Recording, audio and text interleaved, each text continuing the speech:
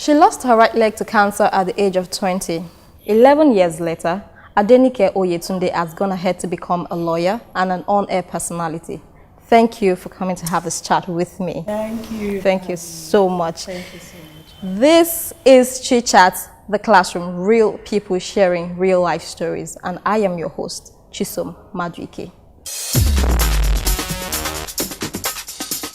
Osteogenic sarcoma is a cancer that starts in the bone when new tissues are formed as a young person grows. Now, this was what the 20-year-old you was faced with at the time. How did you receive this news?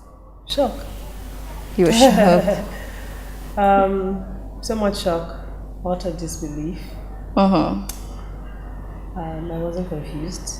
Okay. I was very sure that the doctors did not know what they were saying. I was clear on that. And yeah, I wasn't disillusioned. I was just blank. I was numb. I figured if I had gone to another hospital and then another and then another, then of the truth, they would let us know what exactly was going on. So I didn't believe anything. So you were in denial? No, I think that it wasn't even a function. I had not gotten to that stage of denial. It was more of disbelief. And I figured it was just another case of misdiagnosis. Nigeria, yes, they didn't know. But as the days turned into weeks and then months, I don't think we ever denied it. I think what we did was to try, in our opinion, what we thought were the best options available to us and to find how best to handle it. So the moment we realized that there was no other way, then I clearly knew that the only option was to go with what the doctors had advised. And at this moment, it was very obvious that it was cancer. It was cancer. So it was a gradual process. We may have had a stint of denial, but I don't think we stayed there for so long. We tried to exhaust all the options, all humanly and superhumanly, and this is what it is. yes. Can you tell us about treatment and surgery? Can you tell us about losing one of your legs?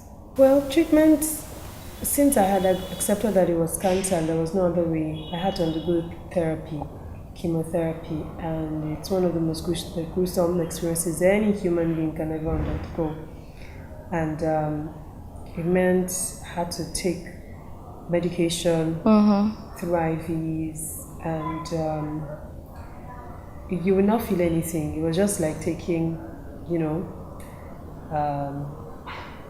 water. Oh, really? But it was a very chilling, it gets into your system and you're so cold. Cold. But as days turned into weeks, then I started to lose hair, then I started to lose weight, and I was nauseous, then I couldn't keep food down, and that spanned into a period of about over 20 weeks, because they had to be here and there.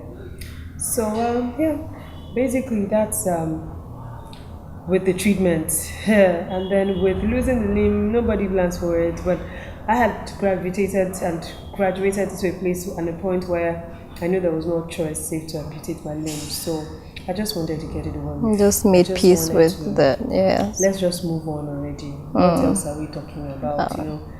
Can we move to the next stage and know what's the outcome is going to be? So I knew amputation was the only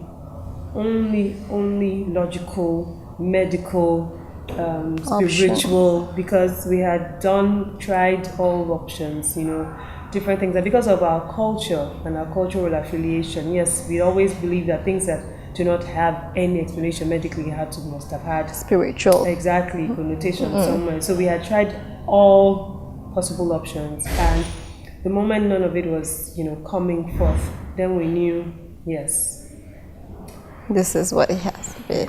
Okay, at that period in your life, what was your support system? What helped you the most? I've heard music, I've heard God, I've heard family. What was it for you? I think that I was my own strength. And I was my own strength first, then God, and we don't see God. We don't see God. Well, not every one of us sees him. Okay. I wasn't seeing him then. Whether it's in your head, whether it's through a dream, or whatever it is. And I just knew that strength had to come somewhere. I had to be strong for both my parents. I had to be strong for family and friends. I wasn't even strong. I didn't know I was strong. I was just being me. Honestly speaking, I was just being me. I just wanted to live for the next day. I just wanted to wake up the next day and not have pain. Wake up the next day and not have to lose hair. Wake up the next day and not... You chose to be alive. Yeah, not have issues with keeping food or fluid down my system. I just wanted every single thing to go on fine.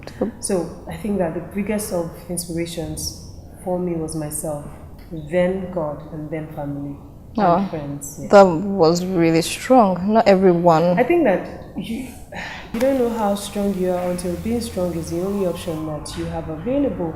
And you just had to be. Yes, I didn't have a choice save to be strong. Okay, when you were diagnosed, how much did you think your life was going to change versus now? How has the whole experience really altered things for you? Well, because I'll tell you what I'm asking. I want to look at it from the point of view of someone that is just freshly diagnosed, someone that has just gotten a test result, and I want to understand all that goes through the person's mind. I don't think, to be very honest, I don't think